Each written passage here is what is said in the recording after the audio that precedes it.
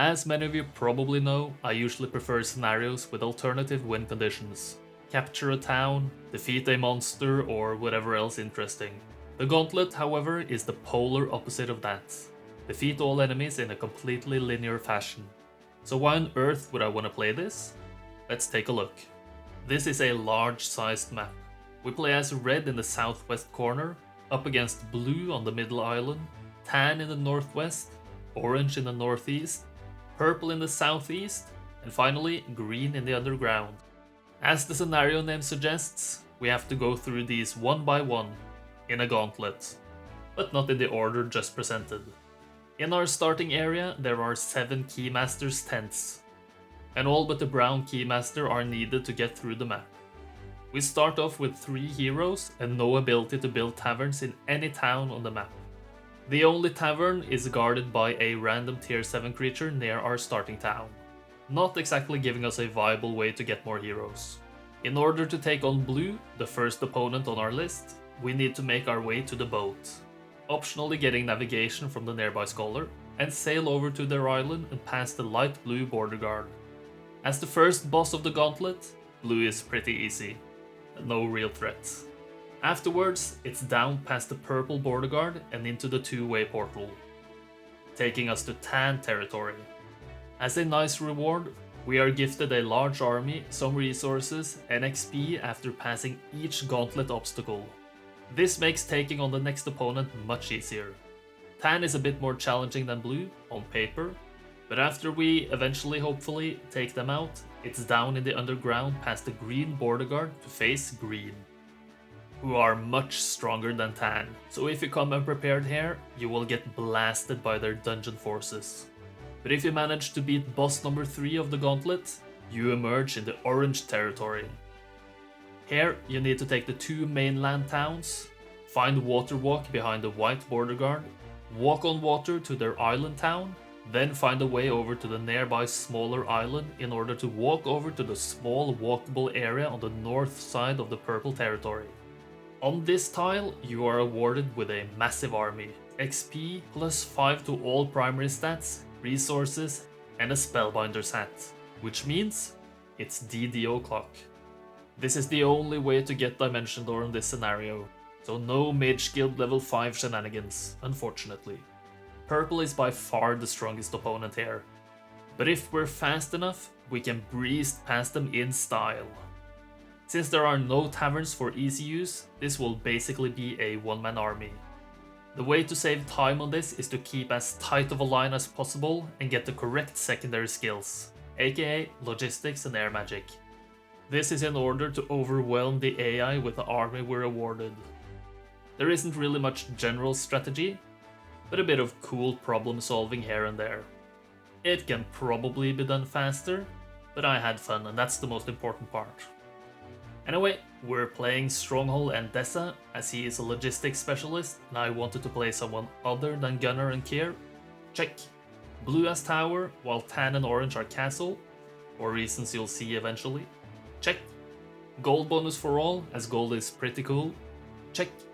Let's take on the gauntlet. Remember to like, comment and subscribe, or even become a channel member. I entered the nearby infernal troglodyte fight and reset twice. This gives me Jabarcus and Craghack alongside Dessa. Minor side note, sometimes I got a different seed using this procedure. If you're trying to emulate this seed and don't get the same side heroes, simply do a hard reset, which means just go to the main menu and try again. Jabarcus kicks us off by getting resources from the campfire and wood piles, flagging the sawmill, and heading into town. Dessa swings by the learning stone, getting advanced logistics, before riding up to meet Craghack, who takes all but Dessa's wolf riders and sends over his own wolfy boys, before Dessa heads north to pick up some gold. Crag then flags the ore pit and picks up the 2 ore piles as well, and I can finally build the goblin barracks in town, ending a reasonably eventful day 1. On day 2, I used the resources to upgrade the barracks, and remember I don't actually path this way when upgrading instead of building the wolf pen, so this run is already kinda sloppy, but here we are. So after sending Crag back, also paying a visit to the windmill, I can upgrade every single goblin into hobgoblins, recruit the town hobgoblins, send Crag away again, before Jabarkus can trade his hobgoblins for Dessa's wolf riders. Who then can pick up some more gold and learn some very basic naval skills in preparation for his newfound love of sailing. How dreadful. Before ending the day, both side heroes move a bit north, towards the Keymasters. On day 3, Jabarkus gets some handy orcs and pays a visit to the nearby Wolf Rider dwelling to get some more Wolf Riders, obviously. And then continues the resource collecting while slowly moving further north. Craghack goes in the opposite direction, also getting more resources, while Dessa diligently makes his way towards Blue's territory. Sailing is so slow. Can't really say I'm a big fan. I also make sure to build a marketplace, for reasons. The very next day, Jabarkus lets Otto take out some skeletons, and I completely forget to visit the tent afterwards. Instead, I send Jabarkus towards another fight, which I decide to do manually, but this is very inconsequential, so I think we can just skip to the end, where we can see I lost 2 fewer Wolf Riders than Otto. Well done me. Crag meanwhile picks up more gold, and Dessa continues on his boat. Navigation here saves an entire day towards Blue, which makes it a worthwhile pickup, but I really didn't wish I have to waste a secondary skill slot for this. Day 5 and Jabby Boy visits 2 tents. Eventful day. Craggy Boy gets gold and resources from the ground, plus a visit to the water wheel. Eventful day. Desi Boy gets a vial of lifeblood from a shipwreck survivor, which is pretty good. At least when your entire army is tier 1s. And then wrecks some whites on the shipwreck for a nice plus 3000 gold. And gets a pendant of life from another shipwreck survivor. Before finally finding land again. But it's sand, and no pathfinding makes it slow. Again. From here on, I think we'll just ignore the side heroes, as all they do is resource collecting and tent visiting. Dessa has more important business. He can reach and pass the light blue border guard, get a massive 1500 XP from a chest, netting him air magic. Nice. And even pick up even more gold. We're rich and just aching to spend the cash. But on day 7, we can just barely not reach the unguarded Blue town. What a shame. It's not that big of a deal, however, as after Blue avoids heading home, I can just walk in and enact the first part of my master plan. The Artifact Merchants. Which, after I do a very minor bit of resource picking with the side heroes, I can see sells Equestrian's Gloves for 12k gold. I'm a little bit short, but I can sell the Pendant of Life for 625 and a bunch of my wood and ore to reach the magic number. 86 gold left in the bank, but a massive artifact richer. I leave some hobgoblins in town as defense and set out towards the next part of the gauntlet, letting Otto dispose of some obsidian gargoyles on the way, finally getting expert logistics. Not too shabby. The chest afterwards gives Dessa advanced navigation, which is completely useless now, right? And he can even pass the next border guard. Day 9 greets us with another level up with another useless skill, Advanced Wisdom. But after passing through the portal, we get our first gauntlet rewards. More XP, a nice resource boost, and an absolutely enormous army for this early in the game. 40 Mighty Gorgons? Absolutely insane. Unfortunately, this is more pathfinding terrain, and I also make the mistake of not going north of the Griffin dwelling, but it doesn't cost me too much. As Blue's hero is still alive, I also make sure to build a citadel in their town, recruit the available gremlins, and pray these tier 1s can win the battle. Which they of course do. Otto to the rescue. First boss actually down now. Dessa trucks on forward, getting a minor XP injection from a nomad fight, and just barely reaches the road to Tan's town. We get a glimpse of one of their heroes, but I just ignore them and send Dessa to town, which I find unguarded. Which I obviously don't mind, and I can take advantage of the barracks built in their town to build my own stables, giving Dessa a crap ton of movement for another 3 days. I leave everything but the dragonflies in town as defense and just head straight back out again. I decide to block off the westernmost hero to force Tan to attack this town instead of going for the former blue town. Which works, as we can see when Edric is obliterated when trying to win his town back, and Sylvia follows suit right afterwards.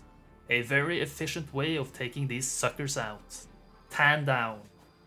So I can just continue blasting on forwards towards our next victims, taking out some mummies on the road.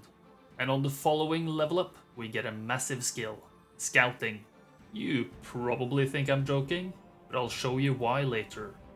Afterwards, the sloppiness continues as I do this day in the wrong order, as I was supposed to send Jabarkus to the tent first. But after he finally buries the skeleton guards and visits the Green Keymaster, Dessa can actually continue with a minor dent in his movement points. The scroll on the ground is Town Portal, but it's not needed for my strategy, so it's ignored in favor of more XP. Level 9 achieved. Closing in on the Expert Air, which is very handy, and we get our second reward after heading underground. More XP and resources, plus another massive army boost. Jeez. Expert Air achieved as well, Border Guard pass, and I head straight east towards the Green Town. I'm a little bit lucky to find a green hero here, Deemer, as the green heroes are often in the southwest corner, but I will happily accept this gift. Even though Otto won convincingly, I would rather keep more fast army in case Gunnar has a decent army as well, so I do it manually. I wait with my fast flyers, and Deemer follows up by blinding my orcs and hitting my dragonflies with his shooters.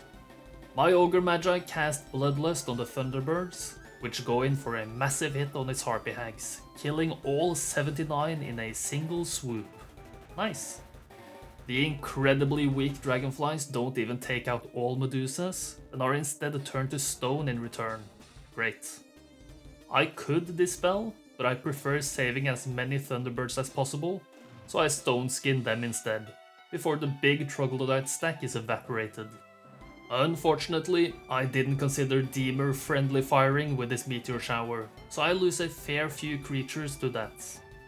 A couple more flies and T-birds are lost to Manticore, Minotaur and Beholder hits, but I can safely end the fight already on turn 3 by presenting the Ogre Magi as bait, killing the Beholders with the birds, and letting the Manticores die to Ogre retaliation.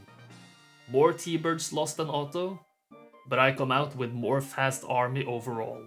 I even get a nice knowledge crown, which is very handy for later. A couple of level ups bring expert scouting about, and I can get rid of the slower units to optimize movement for the next day. Where Dessa can first swing by a rally flag and then just speed over to the Green Town, losing 4 flies to the arrow towers, and then head into town in order to build a mana vortex, doubling his spell points. Now I can leave the stronger fast boys in town, the Thunderbirds, and prepare to get another big army boost, which is handed over on week 3 day 1 back in the overworld. More XP and resources, but also a scintillating army boost. This is incredible stuff. Level 13 reached already, and Orange's first town is reached as well. Here I can build another stables, and I also confirmed that I don't have view air, which is a bit of a shame as it makes the final part much easier. I visit with Dessa, leave both of the under 11 speed creatures in town for defense, and head straight back out again towards Orange's second town. We see Green make a dash for the former Tan town, with quite a pathetic army. I don't think Gunnar will pose much of a problem here. So instead, I just send Dessa to take care of Orange's second town, which is guarded by Adela. But her army is crap, and I can safely accept the auto results. I forget to swing by with Dessa, and instead go for the important spell scroll behind the white border guard. I lose all of the dragonflies on the way there, which is a bit unfortunate, but even worse, I have to go back to town to make sure it's defended. So I leave half of the Scorpicores, which is a bit overkill I think, and ride down to pass the dark blue border guard, looking for Orange's last town. Green Gunner, meanwhile, just commits Sudoku on my heavily fortified castle town, and Orange's last hero, Gretchen, makes her presence known, before I leave her land by casting Waterwalk and crossing the ocean, going for the orange town. Wait, Otto lost? I might have left too many Scorpicores earlier. After the orange Thunderbirds move, I cast haste on my Scorpy boys and leave their mark on the Cyclops Kings. They don't die, but instead offer themselves up on their turn for a nice retaliation kill. Afterwards, I lose a couple of flying cats to a Hobgoblin and Orc Chieftain duel combo, which is not great. After deliberating for a little while, I come to the conclusion that I want to save spell points and just fly in for a hit on the orcs, taking them out and getting a really nice morale afterwards. This allows me to just fly away, inviting the AI to hit the catapult, which I know it loves to do. So I go from one corner to the other while the catapult is destroyed, allowing me to wait one turn and first smack the Wolf Raiders about, and then get a very lucky paralysis on the Thunderbirds. No complaints. The Hobgoblins don't even take out a single Scorpicore, so I can use their full power to get another paralysis the next turn. Unfortunately, I can't get a third paralysis in a row, as the Thunderbirds are taken out the next hit. A very lucky and very skillful fight by me.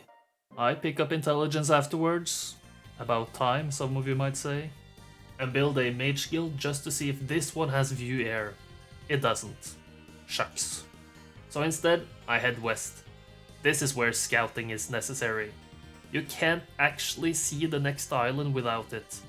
So you cannot water walk over unless you get scouting, or a scouting artifact, which there were none of in the artifact merchant. But Dessa has scouting, so over he goes. The Dread Knights in the way are way too strong, so I instead walk directly down to Purple's Island to get the final reward. XP, plus 5 all stats, resources, but most importantly, Spellbinder's Hat for Dimension Door, and an insane army for week 3 standards. 45 Archangels, 250 Crusaders, and 600 Marksmen. Gotta say, ladies and gentlemen, I don't think we're meant to be here this early.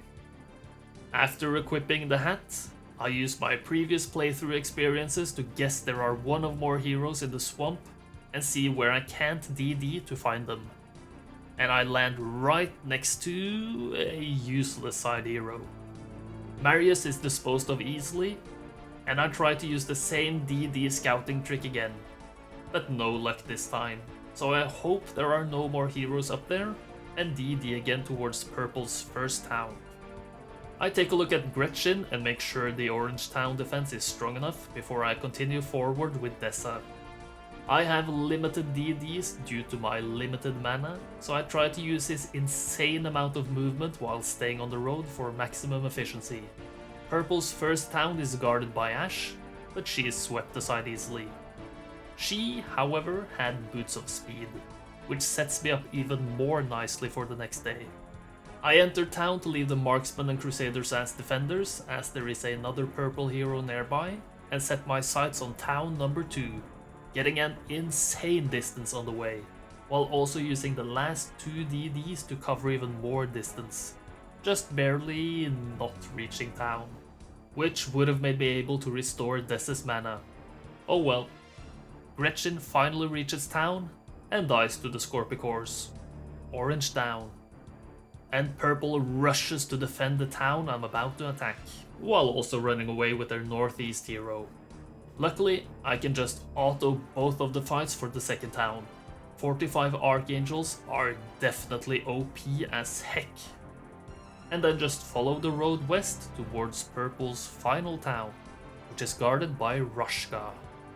But honestly, I don't even care to watch Otto win this fight. It's not even close.